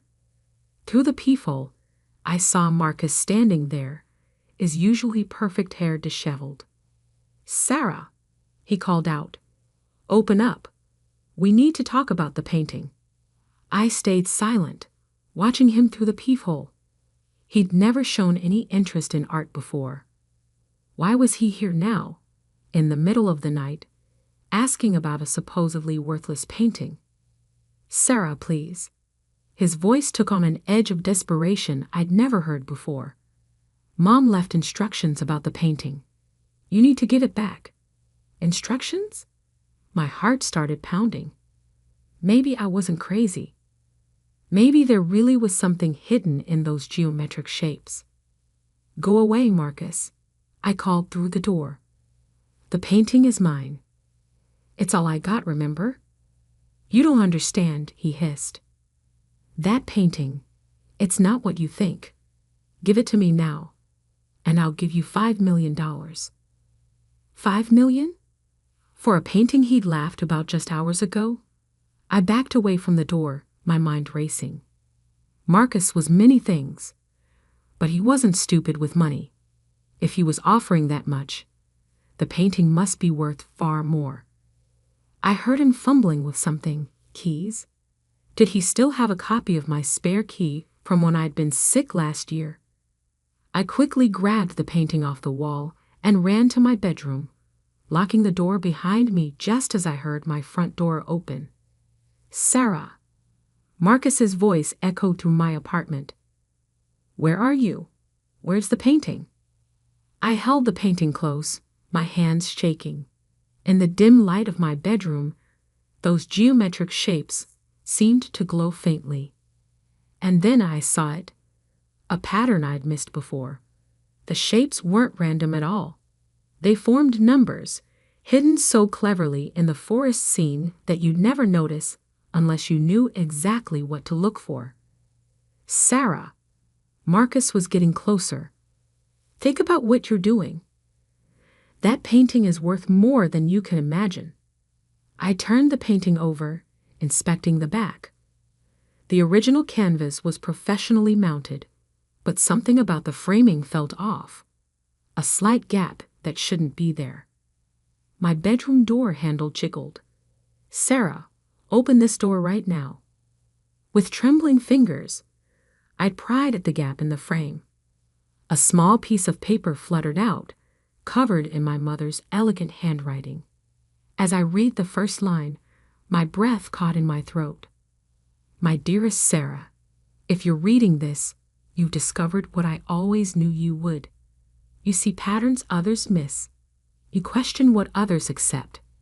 And now, my darling girl, you're about to understand why your father and brother have always been so afraid of you. The pounding on my bedroom door grew louder, but I barely heard it.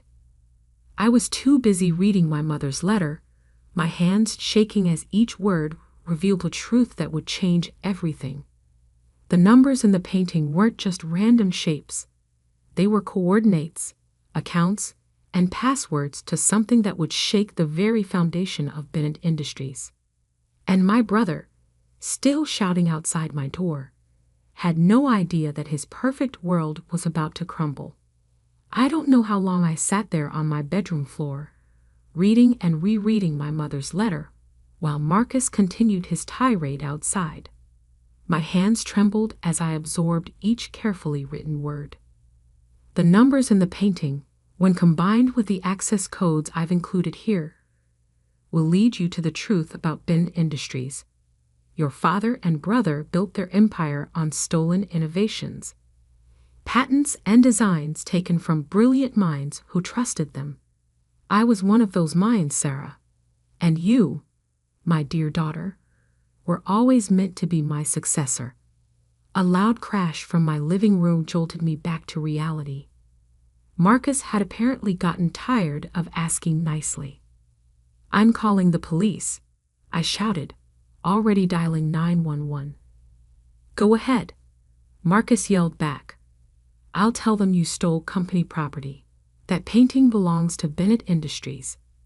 But I knew better now. The letter explained everything. How my mother had been a brilliant inventor in her own right. How she hidden her work in plain sight all these years. The painting wasn't just art. It was a key to a hidden database of evidence. "The coordinates will lead you to my private laboratory," the letter continued. "Everything you need is there. But be careful, Sarah. Your father and brother will do anything to keep their secrets buried."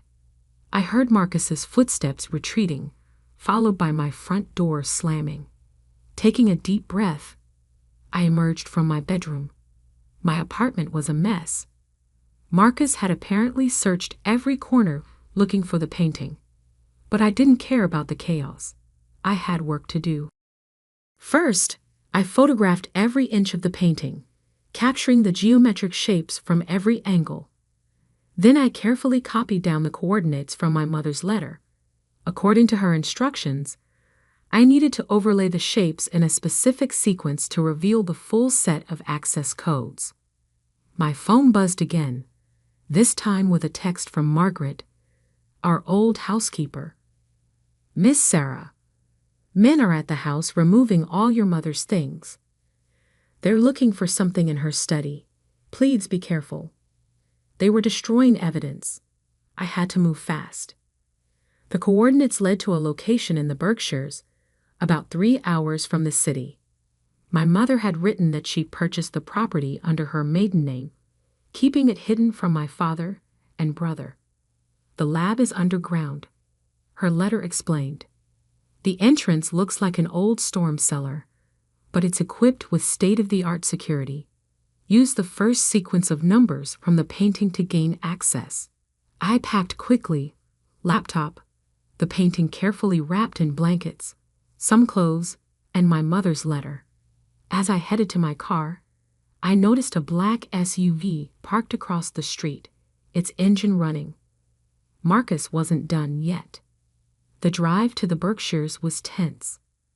The SUV followed me for the first hour, keeping a consistent distance. I took every detour and back road I could think of, finally losing them somewhere near the Massachusetts border. By the time I reached the coordinates, it was nearly dawn. The property looked abandoned at first glance, just an overgrown field with an old farmhouse in severe disrepair. But as I walked the grounds, comparing the geometric shapes in the painting to the natural landscape, I realized my mother's genius. The shapes weren't just numbers, they were a map. The seemingly random patterns of trees and rocks matched the artwork perfectly. The storm cellar was exactly where the painting indicated. Its rusted doors looked like they hadn't been opened in decades. But when I input the first sequence into a hidden keypad, They smoothly swung open to reveal a staircase descending into darkness. Motion sensor lights flickered on as I made my way down. The temperature dropped with each step, and I could hear the soft hum of ventilation systems. At the bottom, another keypad waited. This time, I needed to use the second sequence from the painting. The laboratory that emerged from the darkness took my breath away. It was like stepping into a different world. Pristine white walls, advanced equipment, and rows of computers humming quietly. But what caught my eye was the wall of patents and prototypes. Dozens of innovations that I recognized from Bennett Industries products, but with one crucial difference. They all bore my mother's original signature. "Oh my God," I whispered, moving closer to examine them. These weren't just similar to Bennett Industries technology. They were the originals. My mother hadn't just been a passive observer in the company. She had been its hidden genius. A familiar voice behind me made my blood run cold. "Impressive, isn't it?" I spun around to find my father standing in the doorway, looking exactly as he had the day he died, or at least the day we thought he died. Marcus stood beside him, a satisfied smirk on his face. "Did you really think your mother was the only one who knew about this place?" my father asked, stepping into the lab. Though I must admit, hiding the coordinates in that painting was clever. We've been searching for this facility for months. I backed away, clutching my mother's letter. "You're supposed to be dead." He smiled, but it didn't reach his eyes. Sometimes the best way to find something is to make people stop looking for it. Your mother's death was unfortunately real, but mine? Well, let's just say it served its purpose. The will reading was a trap, I realized. You wanted me to find the painting.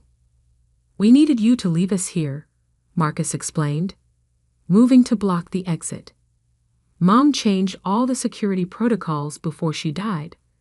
We couldn't get in without the codes. And now," my father said, advancing slowly, "you're going to help us destroy everything in this lab. All evidence of your mother's work will disappear, and Bennett Industries' patents will remain secure." But they had made one crucial mistake. While they were talking, I had been backing toward my mother's main workstation. Her letter had mentioned an emergency protocol, a sequence of numbers that would activate something she called the Clarity Protocol. "Actually," I said, reaching behind me to input the sequence, "I don't think I will." The lab's lights suddenly shifted to a pulsing red, and a computerized voice announced, "Clarity Protocol activated. Broadcasting evidence to all major news outlets and regulatory agencies. Deletion impossible." My father's face contorted with rage. "What have you done?" "Mom called it her insurance policy," I said, feeling stronger with each word.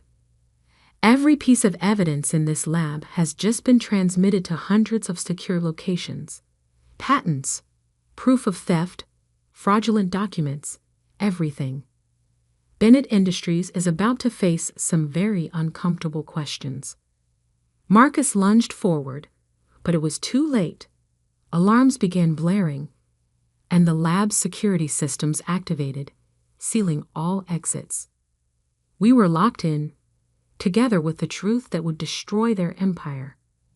"She knew," I continued, watching their faces pale.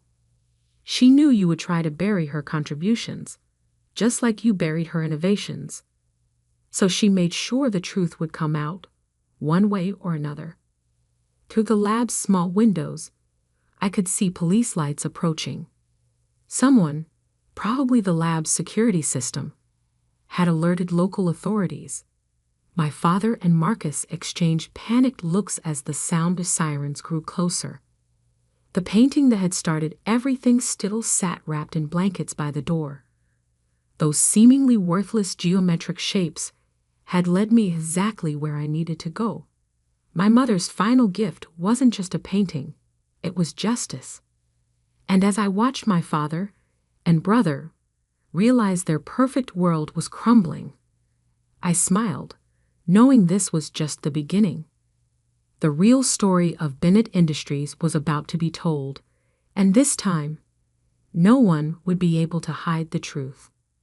The next 48 hours passed in a blur of police statements, news reports, and corporate chaos. I watched from my hotel room as Bennett Industries' stock plummeted. Years of carefully constructed lies unraveling in real time. Bennett Industries CEO found alive, arrested for fraud. The headlines screamed. Corporate giant built on stolen patents. Mother's revenge. The hidden genius behind Bennett Tech. My phone hadn't stopped ringing since the story broke. Journalists, lawyers, former employees, everyone wanted to hear my side of the story. But I was only interested in one call. Margaret, our former housekeeper, who had more revelations to share. Your mother knew this day would come, she told me, her voice heavy with emotion. That's why she made me promise to give you this after the truth came out.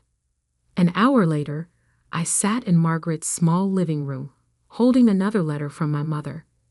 This one was different, not instructions or coordinates, but a story. Her story. My dearest Sarah. It began, now that you know the truth about Bennett Industries, it's time you understood your own history. You were never less than your brother. You were always meant for something more. As I read, the pieces of my life slowly shifted into focus. My mother hadn't been just another victim of my father's schemes. She had been playing a long game, preparing me for this moment from the very beginning. Those art history classes I'd taken, they weren't a waste of time as my father had claimed. They had trained my eye to spot patterns, to understand hidden meanings in plain sight. My work in restoration had taught me patience, precision, and the ability to reconstruct truth from fragments. Every time your father pushed you away from the business, my mother wrote, every time he favored Marcus, he was unknowingly helping to prepare you for this moment. You learned to think differently, to see what others missed. While Marcus was learning to maintain the lies, you were learning to expose them. A knock at Margaret's door interrupted my reading. A woman in a crisp suit stood outside, holding a briefcase. Ms. Bennett, I'm Alexander Chen from the SEC. We need to discuss your mother's patents. The next few hours were a crash course in just how extensive my mother's preparations had been. She hadn't just documented the stolen patents. She had continued inventing, working in secret in her underground lab. The painting's coordinates had led not only to evidence of past theft, but to innovations that could transform the industry. Your mother filed these patents under a trust, Alexandra explained, spreading documents across Margaret's coffee table, a trust that names you as the sole beneficiary. My hands trembled as I looked at the paperwork. Dozens of patents, all legally protected, all now belonging to me. Not just the old innovations my father had stolen, but new ones, years ahead of current technology. Bennett Industries doesn't just owe you restitution for the stolen patents, Alexandra continued. They've built their entire infrastructure around your mother's technology. They can't operate without it. So what does that mean? I asked, though I was beginning to understand. It means, Ms. Bennett, that you now effectively control the company that cast you aside. While my father and Marcus sat in jail awaiting trial, I walked into Bennett Industries headquarters the next morning not as the forgotten daughter, but as its new owner. The board of directors, desperate to save the company from complete collapse, had no choice but to accept my terms. Standing in my father's former office, I found another surprise, a wall safe hidden behind the painting that had once hung there. The combination? the final sequence of numbers from my mother's painting. Inside was a personal diary detailing every innovation he had stolen, every inventor he had betrayed. But more importantly, it contained a list of names, people like my mother who had been cheated out of their rightful recognition. 1 month later, I stood on a stage at a hastily convened press conference announcing the company's new direction. Bennett Industries was built on stolen dreams, I told the assembled crowd. Today we begin making things right. We're establishing a foundation to compensate every inventor who was wronged by the previous management. But more than that, we're transforming the company into what it should have been all along, an incubator for innovation, where brilliant minds are celebrated, not exploited. The painting that started it all now hangs in my new office. A reminder that sometimes the most valuable things are hidden in plain sight. The geometric shapes that once concealed my mother's secret now represent something else. The pattern of a better future, one built on truth instead of lies. Marcus wrote to me from prison, alternating between threats and pleas for help. I sent back a single photograph. The painting, now hanging exactly where our father's portrait used to be. He would understand the message. His world of deception was over. My father maintained his silence, but it didn't matter anymore. The truth he had fought so hard to bury was now his legacy. The great John Bennett would be remembered not as a visionary businessman, but as a thief who stole his own wife's genius. Late one evening, as I was preparing to leave the office, Margaret brought me one final letter from my mother. This one had been timed to arrive exactly 1 month after the company's transformation began. My darling Sarah, it read, if you're reading this, you've done more than just expose the truth. You've begun to rebuild from the ashes of deception. I never wanted you to inherit a corrupt empire. I wanted you to have the chance to build something honest, something worthy of your heart. I traced my fingers over her handwriting, feeling closer to her than ever before. The worthless painting had been anything but worthless. It had been the key to everything. More than that, it had been my mother's way of showing me that I had inherited something far more valuable than money or status. I had inherited her vision for a better world. 2 years later, Bennett Industries, now renamed Aurora Innovations, is unrecognizable from what it once was. We've become a leader not just in technology, but in ethical business practices. The foundation has helped dozens of inventors reclaim their stolen innovations, and our incubator program has launched countless new careers. The painting still hangs in my office, its geometric shapes now a familiar comfort. Sometimes, late at night, I could swear they shift slightly, as if my mother is still there, leaving me new patterns to unravel, new truths to discover. But the most important truth was there all along, hidden in plain sight, just like those numbers. Success built on lies will always crumble, but success built on truth and justice will stand the test of time. Marcus was released from prison last week. He sent me a message asking to meet, to talk about rebuilding our family. I haven't responded yet. Some patterns, I've learned, are better left unchanged. Instead, I spend my time focusing on the future. The company hosts an annual innovation fair where young inventors can showcase their ideas without fear of theft. Last year's winner was a young woman whose story reminded me of my mother. Brilliant, underestimated, but unwavering in her vision. As I handed her the award, I saw my mother's painting reflected in the glass trophy. The geometric shapes seemed to dance with approval, reminding me that sometimes the greatest inheritances aren't the ones we can hold in our hands, but the ones that transform us from within. The worthless painting had given me something priceless. The truth about my past, control of my future, and most importantly, The chance to ensure that no other brilliant mind would ever be silenced or stolen from again. And that, I know, would make my mother prouder than any fortune ever could.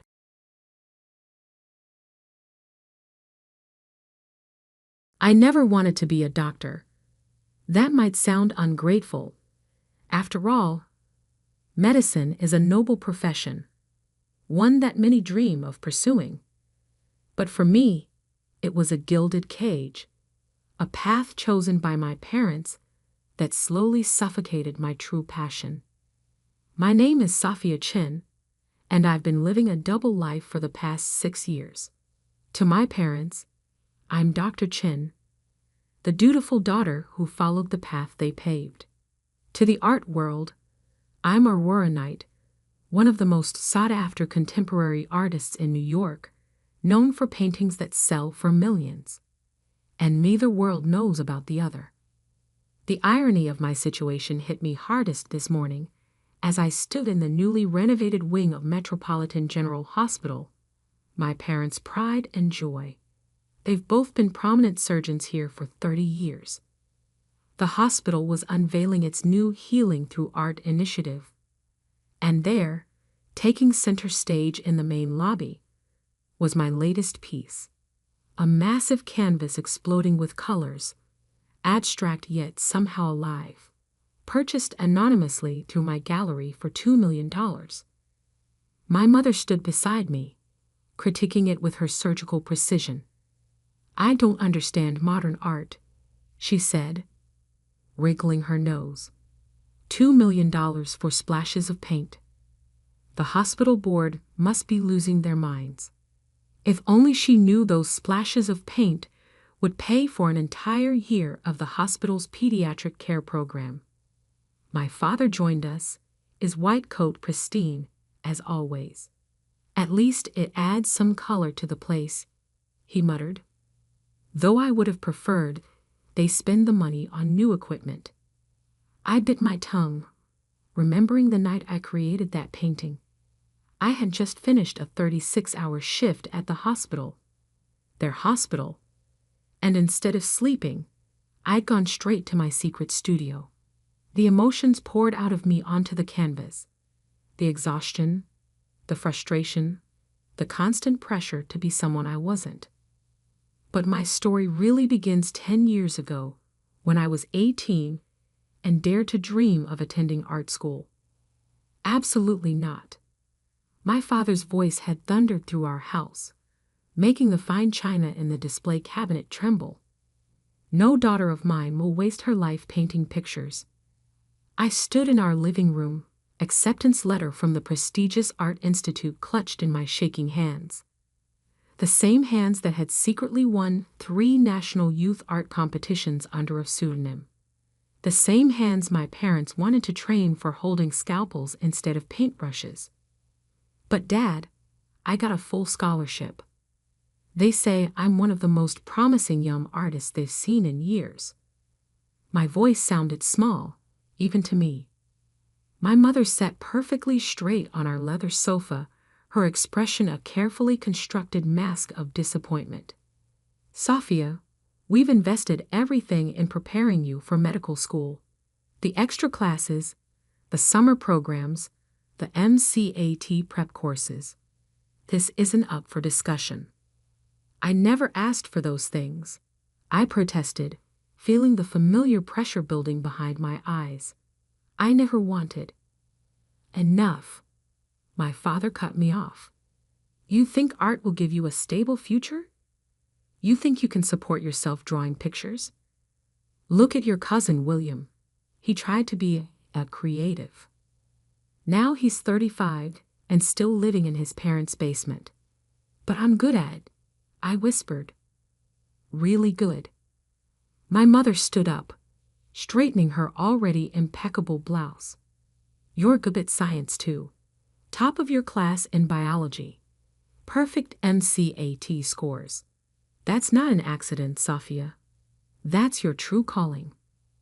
I wanted to tell them about the paintings I'd sold online, about the gallery owner who'd seen my work and offered to represent me, about the fire that burned inside me every time I picked up a brush. But I knew it wouldn't matter. In their world, success had only one definition, and it wore a white coat. The acceptance letter crumpled in my fist. I had a choice to make: defy my parents and potentially lose my family, or find another way. That night, I made a decision that would shape the next decade of my life. I wrote to the Art Institute declining their offer, and I accepted my place at my parents' alma mater, Preston Medical School. But I also sent an email to that gallery owner, under my new pseudonym, Aurora Knight. "I'll need to work in absolute secrecy," I wrote. "No public appearances, no photos, no interviews, but I'll keep painting." His response came within hours. "Intriguing. Mystery can be a powerful marketing tool. Send me your next piece, and we'll begin." And so began my double life. By day, I threw myself into medical school, learning about human anatomy with the same precision I used to study color theory. By night, in a small studio apartment I rented under my alias, I created art that began to catch the attention of collectors worldwide. The first year was the hardest. Medical school was as demanding as my parents had promised, and there were nights I thought I would break under the pressure. But somehow, the exhaustion and stress only fueled my art. My paintings became more intense, more emotional. Critics called them raw, visceral, almost surgical in their precision. If they only knew. My first major sale came during my second year of medical school, a triptych that sold for $180,000. I celebrated alone in my studio, dancing silently among my canvases, knowing I couldn't tell a soul. My parents called that same night, proud that I'd aced another pathology exam. I let them talk, wondering what they'd say if they knew their dedicated medical student daughter had just been hailed as the most exciting new voice in contemporary art. The next few years followed the same pattern. I excelled in my medical studies, earning the praise and approval my parents had always craved. But in the art world, Aurora Knight became a sensation. My paintings sold for increasingly higher prices, and the mystery surrounding my identity only added to their allure. Collectors loved the story. The anonymous artist whose work seemed to capture the very essence of human emotion. "Your technique is remarkable," a prominent critic wrote. "There's something almost clinical in your understanding of human nature, yet your expression of it is pure poetry." I had to laugh at that.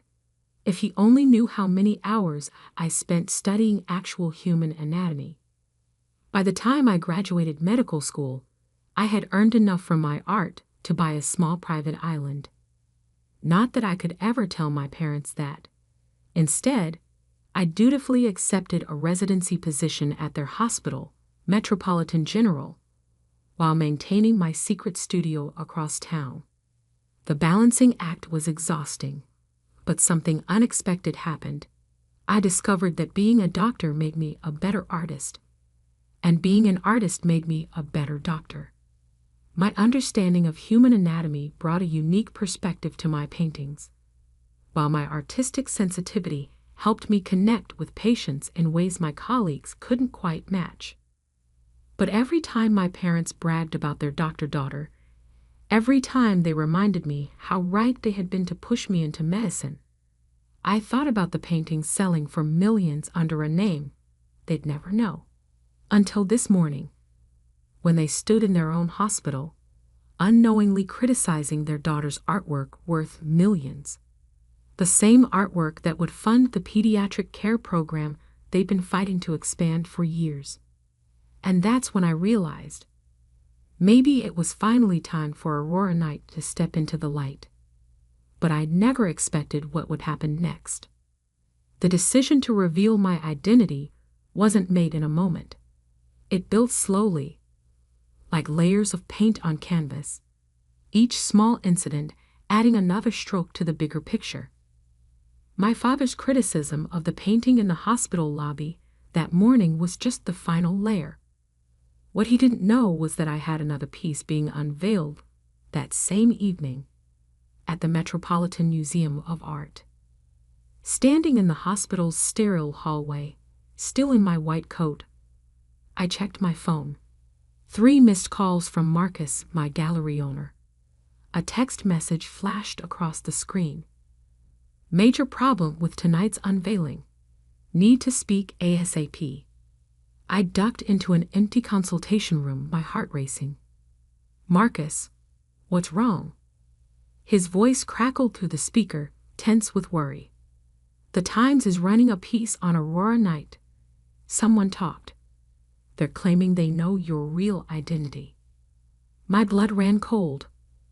That's impossible. Only you know. It wasn't me, he cut in. But someone at the hospital connected the dots. They've noticed you're never on shift during Aurora Night's major shows. They've linked the anatomical precision in your work to medical training. They're running the story tonight. Right before the Met unveiling. I sank into a chair, my legs suddenly weak.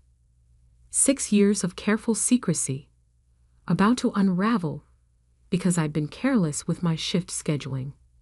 Can we stop it? I whispered. Not unless you want to confirm or deny on record. They're giving us 1 hour to comment. Through the consultation room window, I could see my parents in the distance, doing their rounds together as they had for 30 years. They looked so confident, so certain of their world and their place in it. I'll call you back, I told Marcus. I had spent years maintaining this divide, the dedicated doctor-daughter and the mysterious millionaire artist. But trying to keep these worlds separate had become like trying to keep oil and water from mixing by sheer force of will. Exhausting, impossible. My pager buzzed. Emergency in the pediatric ward. As I rushed down the corridor, my mind raced through the implications. If the story broke, everyone would know. My colleagues, my patients, my parents. The emergency turned out to be an allergic reaction, scary but treatable. As I calmed the frightened child with an epinephrine shot, I noticed the walls of the pediatric ward. They were stark white, institutional, nothing like the vibrant painting now hanging in the lobby. Doctor, the child's mother touched my arm. Thank you. He was so scared, but you made him feel safe. I looked at the little boy, now breathing normally, clutching his stuffed elephant. In that moment, I realized something. I was good at this, not because my parents had forced me into medicine, but because I brought my whole self to it, including the artist they tried to suppress. I stepped out of the room and called Marcus back. Don't fight the story, I said firmly. In fact, I'll give them something better. Tell them Aurora Night will be attending tonight's unveiling in person, for the first time ever. Silence on the other end. Then, are you sure? This changes everything. Everything's already changing. Might as well do it on my terms. I hung up and did something I'd never done before. I requested an emergency evening off. My supervisor was surprised. I was known for never asking for schedule changes, but agreed given my outstanding record. Then I called my parents' office. Mom, Dad, I need you to come to the Metropolitan Museum of Art tonight. There's something you need to see. The museum? My mother sounded confused. Sophia, we have dinner plans with the hospital board. Please, I cut in. This is important. More important than dinner plans. Maybe it was something in my voice, but after a pause, my father said, What time? At home. I opened the secret closet where I kept my Aurora Night persona. Unlike my practical doctor's wardrobe, these clothes were all artistic expression. Carefully curated pieces that made statements without saying a word. I chose a hand-painted silk dress, one of my own creations, each brush stroke telling part of my story. As I dressed, I thought about the painting being unveiled tonight. It was different from my others, more personal, more revealing. I had titled it Daughter of Medicine, and into it I had poured all the complexity of my double life. The central figure was a woman in a white coat, but her shadow on the wall was an artist at an easel.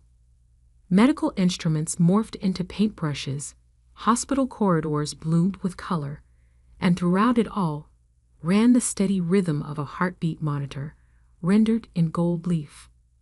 I had created it during a week of night shifts in the ICU, each layer added during stolen moments between rounds, the paint sometimes mixing with my tears of exhaustion. It was both confession and declaration, and tonight it would sell for $3.5 million if the sale still went through after my revelation. My phone buzzed again. Marcus. The Times agreed to hold the story until after the unveiling, but social media is already buzzing with speculation. You're trending. I looked at myself in the mirror, the elegant artist's dress, my hospital ID, still clipped to my bag out of habit. For the first time in years, I felt whole, undivided. Good, I said. Let them talk. The museum was already crowded when I arrived. The unveiling was the social event of the season, made even more exciting by rumors that the mysterious Aurora Knight might actually appear. I spotted my parents near the entrance, looking uncomfortable and out of place in their business attire. They hadn't seen me yet. Behind them, under a velvet drape, waited my painting, my truth. In less than an hour, everything would change. Marcus appeared at my elbow, looking nervous. The press is here in force. Last chance to back out. I shook my head. Not this time. The museum director approached the podium, tapping the microphone. Ladies and gentlemen, welcome to this historic evening. I began moving through the crowd toward my parents, my heart pounding but my steps steady. Years of hospital emergencies had taught me how to stay calm in a crisis. The director was still speaking, and we are honored to announce that tonight, after 6 years of mystery, the artist known as Aurora Knight. I reached my parents just as the velvet drape began to fall. Mom, Dad, I said softly, there's something I need to tell you. They turned, their eyes widening as they took in my appearance. So different from their proper doctor-daughter. Behind them, the painting was now fully revealed, and gasps rippled through the crowd.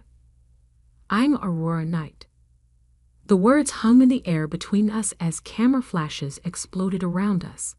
My mother's face went pale, my father's jaw clenched, and in their eyes, I saw something I had never seen before, complete and utter shock. But before they could respond, before they could process this revelation, something happened that none of us expected. Something that would turn this already momentous evening into a night that would change not just my life, but the entire art world forever. The silence lasted only seconds, but it felt like hours. Then chaos erupted. Camera flashes exploded around us like strobe lights. Reporters shouted questions. The crowd surged forward, everyone trying to get closer to the newly revealed Aurora Knight. But I couldn't look away from my parents' faces. My mother's perfectly maintained composure cracked first. This is impossible, she whispered. You're a doctor. I'm both, I said quietly, even as the crowd pressed closer. I've always been both. Then something unexpected happened. Dr. James Morrison, head of the hospital board, pushed through the crowd. His face was flushed with excitement. The painting in the hospital lobby, he blurted out. The one we just unveiled this morning. That was you. I nodded. His next words changed everything. We have to pull out of the purchase. We can't possibly accept a $2 million donation from one of our own residents. The reporters went wild. Headlines were already forming. Dr. Artist secretly donates millions to own hospital. But my father's voice cut through the chaos. Donation? He turned to Dr. Morrison. What donation? Dr. Morrison looked confused. The purchase price of the lobby painting. It was returned to the hospital as an anonymous donation, earmarked for the pediatric care program. We thought some wealthy benefactor. His voice trailed off as understanding dawned. My father turned back to me, his face unreadable. How many other paintings? How much? 38 major pieces. Marcus stepped in, ever the efficient gallery owner. Total sales approaching $40 million. Aurora Knight is the most successful artist under 40 in the contemporary art world. My mother swayed slightly. Nearby, a senior art critic was practically dancing with glee. The precision in her work, it all makes sense now. She brings a surgeon's eye to her art. Actually, I corrected him gently, I bring an artist's heart to my medicine. That's when the second surprise of the evening arrived. Dr. Sarah Chen, my chief resident, pushed forward. Her eyes were shining with unshed tears. The Williams case, she said. That impossible diagnosis you made last month. You said you noticed a pattern. I knew exactly what she meant. A young patient had presented with seemingly unrelated symptoms. While other doctors focused on test results, I had noticed something in the distribution of his symptoms that reminded me of a color theory principle. Complementary patterns that revealed a hidden hole. You see things differently, Dr. Chen continued. That's why your diagnostic rate is so high. You're not just looking at symptoms. You're seeing patterns like an artist, my mother finished softly. For the first time since my revelation, I saw something shift in her expression. The shock was still there, but something else too, a glimmer of understanding. My father remained silent, his surgeon's hands clasped tightly behind his back. I knew that pose. He was trying to maintain control, to process everything with clinical detachment. The museum director was desperately trying to restore order, to proceed with the official unveiling of Daughter of Medicine. But I barely heard him.